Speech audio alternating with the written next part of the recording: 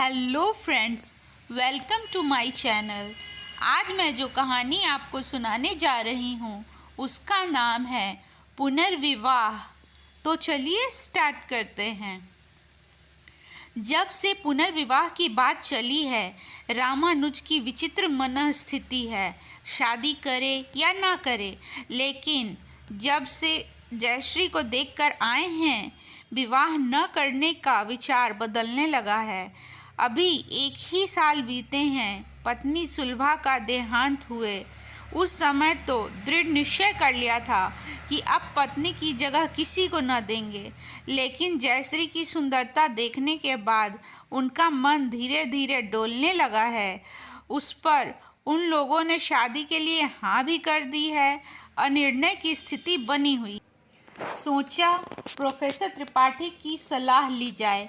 करीबी मित्र होने के साथ ही वे समझदार, सुलझे हुए व आदर्शवादी इंसान भी हैं। यार, बड़ी दुविधा में हूँ, दोबारा विवाह करूँ या न करूँ? बड़ी झिझक के साथ रामानुज ने पूछा। दोबारा नहीं रामानुज, तिबारा। अपनी बालिका वधू को क्यों भूल जाते हो? और मैं कहता हूँ, फिर से शादी करने से तो अच्छा है अपनी बालिका वधू को ही ले आओ। भली लड़की है, तुमने त्याग दिया तो बेचारी भाइयों की चाकरी करते हुए जीवन व्यतीत कर रही है। कभी तो उसकी भी सुध लो। रामानुज खींच गए। बेवजह त्रिपाठी की सलाह लेने आ गए। इन्होंने बातों को तो और भी उलझा दिया। अब उस पागल को घर ले आऊं जिसका चेहरा तक न देखा कभी, जिससे सालों पहले ही नाता तोड़ चुका हूँ। जानकी नाम था उसका। रामानुज तब कोई यही 16-17 साल के थे। पढ़ना लिखना चाहते थे, लेकिन परिवार के बाल विवाह की बलि चढ़ चुके थे। बाबूजी के दबाव के चलते न चाहते हुए भी और ना कहते हुए भी उन्हें जानकी से विवाह करना पड़ा था। चूंकि जानकी अभी 12-13 साल की ही थी, इसलिए गौना 5 साल बाद होना तय हुआ। रामानुज खुश हो गए कि बाबूजी ने जानकी के नाम का जो फंदा गले में डाला था, 5 साल तक उससे पीछा छूटा। वो जी जान से पढ़ाई में जुट गए। इसी बीच रामानुज के बाबूजी का देहांत हो गया। माँ तो पहले से ही चल बसी थी। बाबूजी ही कभी कभार जानकी की सुध लेते थे, पर उनके देहांत के बाद तो रामानुज ने जैसे उसे भुला ही दिया। 5 साल बाद जब जानकी के पिता ने गौने की बात छेड़ी, तो रामानुज अभी नहीं कहकर बात टाल गए। इधर पढ़ लिख कर वो प्रोफेसर बन गए। दिखावा पसंद तो वो थे ही। प्रोफेसर बनने के बाद अनपढ़ गंवार जानकी उन्हें अपनी गृहस्थी के लिए अनुपयुक्त लगने लगी। उन्होंने साफ साफ कह दिया कि ऐसी गंवार पत्नी को वो घर नहीं लाएंगे। और फिर कई लड़कियों को देखने के बाद उन्होंने सुलभा को पत्नी के रूप में चुना। अमीर घराने की सुलभा की सुंदरता, शिक्षा और रहन सहन के तरीके को देखकर रामानुज आनंदित हो गए। ये बात और है कि सुलभा ने कभी गृहस्थी का कारभार न संभाला। सारे काम के लिए उसने नौकर लगवा दिए और खुद बन सवर कर दिन भर घर में बैठी रहती। लेकिन रामानुज को कोई शिकायत नहीं थी। इधर जानकी के बारे में कभी कभार सुनाई दे जाता था कि उसका मानसिक संतुलन गड़बड़ा गया है। वो दिन भर बस पूजा पाठ, घर के काम काज में व्यतीत करती है। किसी से मिलना जुलना नहीं, उठना बैठना नहीं। लेकिन रामानुज को के ऊपर इन बातों का कोई प्रभाव नहीं होता था। वो तो बस सलीकेदार पत्नी सुलभा को पाकर मगन थे। लेकिन उनकी खुशियों को शायद जानकी की आह लग गई। पिछले साल सुलभा को ऐसा बुखार हुआ कि वो ठीक ही नहीं हो पाई। उसके देहांत के बाद एक बार फिर रामानुज अकेले रह गए, घर में 2 नौकरों के साथ। 1 साल तक सब यूं ही चलता रहा। लेकिन फिर लोगों ने सलाह देनी शुरू कर दी कि अभी उम्र ही क्या है, यूं अकेले जीवन थोड़े ही बीतेगा। शादी कर लो, तुम्हें आसरा भी मिल जाएगा और वंश बढ़ाने के लिए कुल दीपक भी तो चाहिए। और ये लोगों की सलाह का ही नतीजा है कि दोबारा विवाह का जिक्र होने लगा है। खैर, रामानुज दिखावेबाज भले ही हों, लेकिन बुरे इंसान नहीं हैं। उनके दूसरे दोस्तों ने भी उन्हें यही सलाह दी कि जानकी को ही वापस बुला लिया जाए।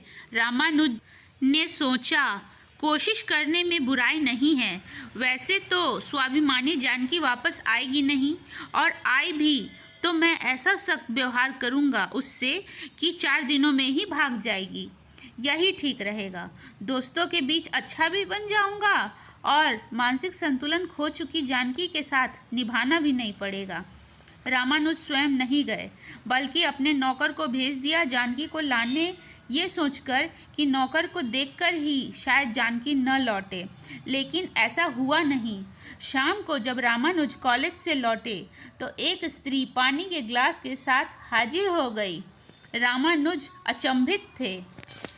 चाय बनाऊं? कुछ नाश्ता करेंगे? वैसे नाश्ता तैयार है। स्त्री की आवाज़ सुनकर रामानुज चेते, लेकिन कुछ भी बोलते न बना। मैं जानकी हूँ, शायद आपने पहचाना नहीं मुझे। हाँ हाँ ठीक है।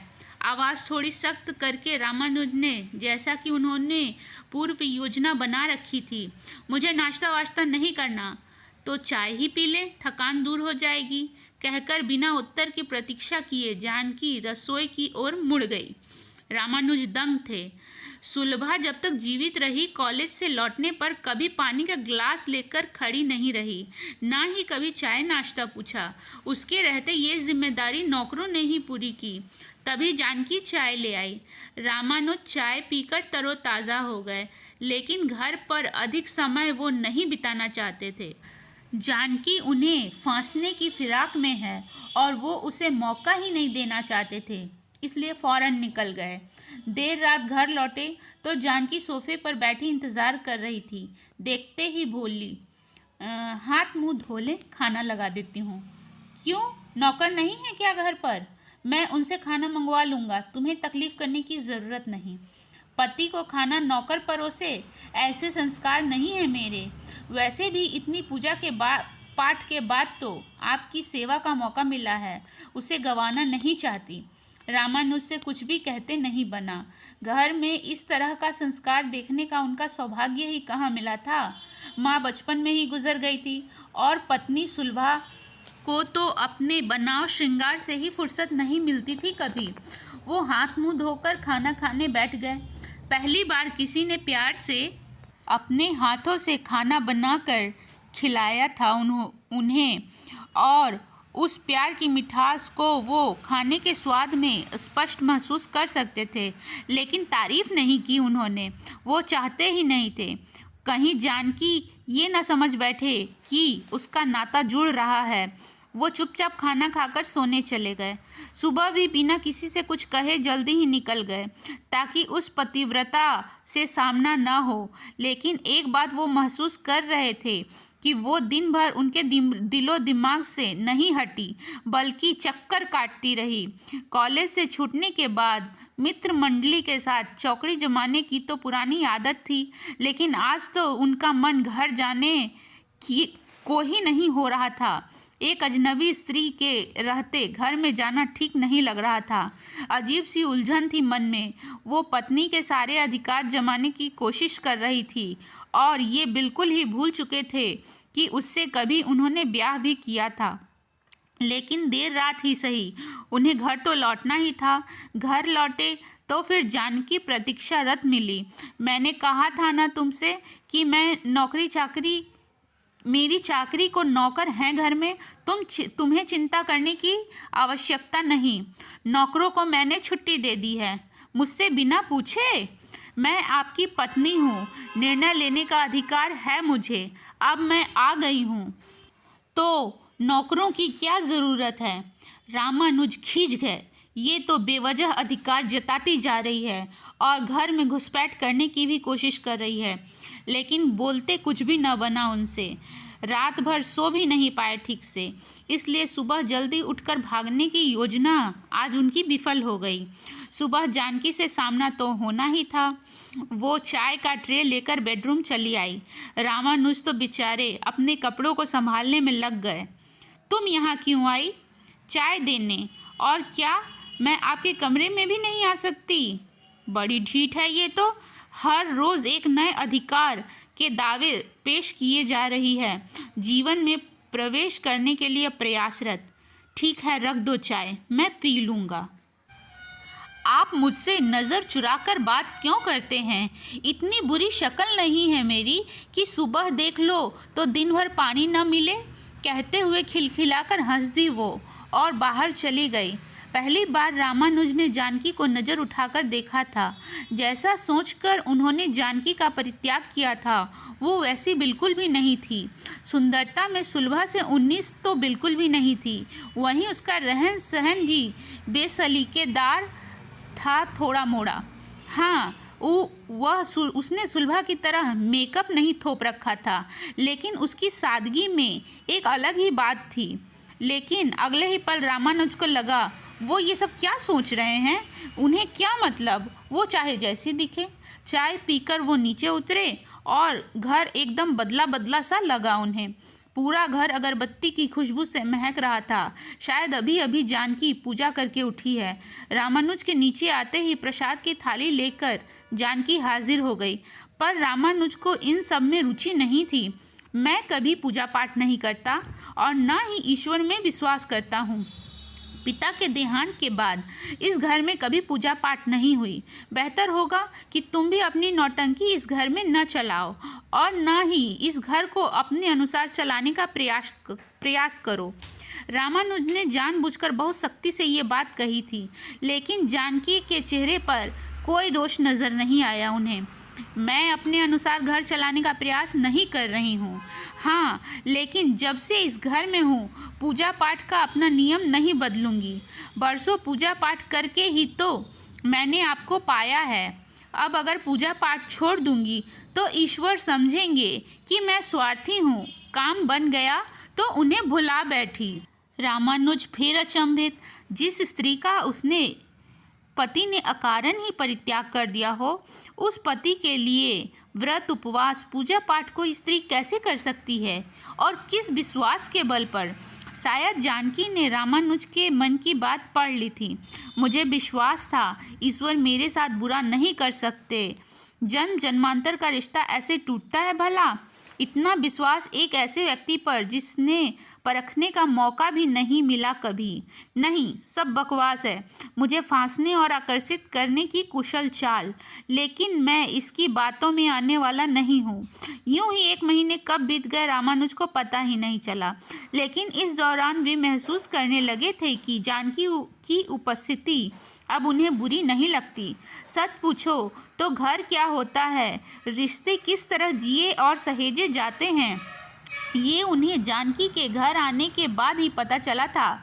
उसकी हर बात का, हर हरकत का न चाहते हुए भी वो सुलभा से तुलना करते और इस तुलना में जानकी हमेशा सुलभा को पछाड़ देती। लेकिन वो ये बात जानकी पर जाहिर नहीं करना चाहते थे। वो तो बात बात पर कड़वी बातें कहने और उसका अपमान करने का कोई मौका नहीं चूकते थे। लेकिन जानकी हर हाल में शांत बनी रहती, बस चुपचाप जिम्मेदारियां निभाते हुए। कोई अपेक्षा नहीं, कोई सपने नहीं। शायद पति के घर में जगह मिल जाने के बाद उसका कोई सपना शेष बचा ही नहीं था। लेकिन इसी बीच एक घटना घट गई। रामानुज अपने बेडरूम में सोए थे। आधी रात बीत चुकी थी कि बिस्तर पर किसी के हाथ का स्पर्श पाकर वो हड़बड़ाकर उठ गए। ये जानकी का हाथ था। बस उन्होंने न आगे देखा न पीछे, बस बरस पड़े उस पर। शर्म नहीं आई तुम्हें? आधी रात को एक पुरुष के कमरे में यूं प्रवेश करते? अब तक तो जो करती आई तुम, उसे मैं अनदेखा करता रहा। मुझ पर, मेरे घर पर जबरन अधिकार जमाती आई, फिर भी मैंने कुछ नहीं कहा। लेकिन अब तुम मेरे शरीर पर भी अधिकार जमाने की योजना बनाने लगी हो। जब मैं तुम्हें अपनी पत्नी मानता ही नहीं तो क्यों मेरे गले पड़ी हो? छी, मैं तो सोचता था कि तुम शरीफ और संस्कारी स्त्री हो। जानकी की आंखें भर आई, लेकिन वो एक शब्द न बोली, फौरन कमरे से निकल गई। सुबह रामानुज की आंखें खुली तो उसे लगा आज तो चाय भी नसीब नहीं होगी। रात को इतना कुछ सुनने के बाद शायद जानकी मुंह फुलाए बैठी हो, लेकिन नीचे उतरे तो डाइनिंग टेबल पर चाय नाश्ता तैयार मिला। हाँ, रोज की तरह जानकी का मुस्कुराता हुआ चेहरा नज़र नहीं आया उन्हें। वो बेचैनी से यहाँ वहाँ देखने लगे, लेकिन जानकी नज़र नहीं आई। अब उन्हें लग रहा था कि शायद रात को वो कुछ ज़्यादा ही कह गए थे। उन्हें इस तरह प्रतिक्रिया नहीं करनी चाहिए थी, लेकिन फिर अगले पल सोचा, बोल दिया तो बोल दिया, अब इतनी सी बात के लिए माफ़ी थोड़े ही मांगूंगा। उस दिन रामानुज कॉलेज तो चले गए, पर पढ़ाने में उनका मन बिल्कुल भी नहीं लगा। पहली बार जानकी का अपमान करके उन्हें इतना बुरा लग रहा था। काफ़ी सोच विचार के बाद आखिरकार उन्होंने तय किया कि जानकी से जाकर कह ही दूंगा कि गलती हो गई। रात को अचानक नींद खुल जाने की हड़बड़ाहट में अनाप शनाप बोल गया, लेकिन आवाज़ थोड़ा सख्त ही रखूँगा, यही ठीक रहेगा। कैसे बात करनी है, क्या कहना है, पूरी स्क्रिप्ट की पूरे दिन में कई बार रिहर्सल के बाद शाम को जब वो घर लौटे, रोजाना की तरह जानकी उन्हें पानी के ग्लास के साथ नज़र नहीं आई। उन्हें थोड़ी बेचैनी हुई। 1-1.5 महीने में ही उन्हें आते ही जानकी को देखने की आदत सी पड़ गई थी। तभी नौकर गोपाल पानी लेकर आया। अरे तुम कब आए? मालकिन ने बुलवा भेजा, कहा कि वो जा रही है, इसलिए आपका ख्याल रखने के लिए मैं आज ही आ जाऊं। और हाँ, आपके लिए एक पत्र छोड़ गई है। अच्छा तुम जाओ, एक कप चाय बना लाओ। गोपाल को भेजकर रामानुज फौरन पढ़ने बैठ गए। क्या संबोधन दूँ तुम्हें, समझ ही नहीं पा रही, इसलिए बिना संबोधन के ही पत्र शुरू कर रही हूँ। जानती हूँ तुम खुश होगे आज मेरे जाने से, और ये भी जानती हूँ कि मेरे आने के पहले ही दिन से तुम इसी प्रयास में थे कि मैं घर छोड़ जाऊं, इसलिए बात बात पर मेरा अपमान करते रहे, वरना इतना बुरा बोलना तुम्हारा स्वभाव नहीं है। ये मैंने पहले दिन ही तुम्हारा चेहरा देखते ही पढ़ लिया था। तुम अपने लक्ष्य में सफल हुए। खैर, मुझे कोई शिकायत नहीं। ईश्वर ने पति सेवा का भले ही कुछ दिनों के लिए ही सही जो मौका दिया, उसके लिए मैं उनकी बड़ी आभारी हूँ। शेष जीवन इन्हीं दिनों को याद करके गुजार लूँगी। पत्र लिखने का कारण शिकायत करना नहीं है, बस अपनी सफाई देना चाहती हूँ। हालांकि झूठ को झूठ साबित करने की कोई ज़रूरत नहीं होती, और ना ही मुझे ऐसी आदत है। उस दिन रात को मैं तुम्हारे कमरे में तुम्हारा प्यार पाने की इच्छा से नहीं आई थी। अपने पति का प्यार पाने की सोचने की गलती भी नहीं कर सकती। दरअसल उस दिन मैं रसोई का काम करते हुए गिर गई थी और बहुत चोट आई थी। दर्द बर्दाश्त नहीं हो रहा था, इसलिए दवाइयाँ लेने तुम्हारे कमरे में आ गई। ये सोचकर तुम्हें नहीं जगाया कि दिन भर के थके हो, अकारण नींद क्यों खराब करूं। दवाई की बैग तुम्हारे तकिए के नीचे था, इसलिए स्वयं निकालने की कोशिश करने की गलती कर बैठी। नहीं जानती थी कि पति के बिस्तर पर हाथ रखना भी एक पत्नी के लिए इतना बड़ा अपराध हो सकता है। तुम्हारी किसी बात का इतने दिनों में बुरा नहीं माना, लेकिन अपने चरित्र के विरुद्ध कुछ बर्दाश्त नहीं कर सकती, इसलिए जा रही हूँ। गोपाल को बुला भेजा है और उसे सारी बातें समझा दी हैं। वो मुझसे भी बेहतर तुम्हारा ख्याल रखेगा। जानकी। पत्र पढ़ते पढ़ते रामानुज की आंखों से अश्रुधारा बह निकली। शायद ये पश्चाताप के आंसू थे। नहीं, अब जानकी को वो और बनवास नहीं देंगे, और जब जानकी जैसी पत्नी, तो जयश्री से पुनर्विवाह करने का तो प्रश्न ही नहीं उठता। इस बार तो स्वयं जाएंगे जानकी को लेने, पूरे जीवन भर अपने पास रखने के लिए। उसे शेष जीवन में पत्नी का वो सारा सम्मान, मान, अधिकार देंगे जिसकी वो अधिकारिणी है। आज उन्हें पहली बार जानकी की अहमियत समझ में आ रही थी, और विवाह की भी। आज वो सोच रहे थे कि सचमुच का 7 फेरे का बंधन बहुत ही मजबूत होता है। हम लाख कोशिश करें, लेकिन ये बंधन नहीं टूटता। ईश्वर ने पत्नी के रूप में उनके लिए जानकी को ही चुना था। उन्होंने सुलभा से विवाह करके ईश्वर की इच्छा के विरुद्ध जाने की कोशिश की। शायद इसलिए ईश्वर ने सुलभा को उनसे छीन लिया। हमारे कानून की तरह ईश्वर की अदालत में भी शायद दूसरे विवाह को वैधानिक नहीं माना जाता, लेकिन अब सारी गलतियों को सुधारने का अवसर आ गया है। अगली सुबह उन्होंने जयश्री के परिवार में संदेश भिजवा दिया कि उन्हें विवाह नहीं करना, और स्वयं जानकी को लेने के लिए निकल पड़े। आज जैसी प्रसन्नता उनके चेहरे पर झलक रही थी, वैसी प्रसन्नता और आतुरता सुलभा से विवाह करते समय भी उनके चेहरे पर नजर नहीं आई थी। तो फ्रेंड्स, इसी के साथ हमारी ये स्टोरी यहाँ ख़त्म होती है। आपको ये स्टोरी कैसी लगी कमेंट में ज़रूर बताएं। और हाँ, वीडियो को लाइक ज़रूर करें और हमारे चैनल को सब्सक्राइब करें और अपने प्यारे प्यारे कमेंट करना ना भूलें। तो मिलते हैं नेक्स्ट वीडियो में, तब तक के लिए बाय।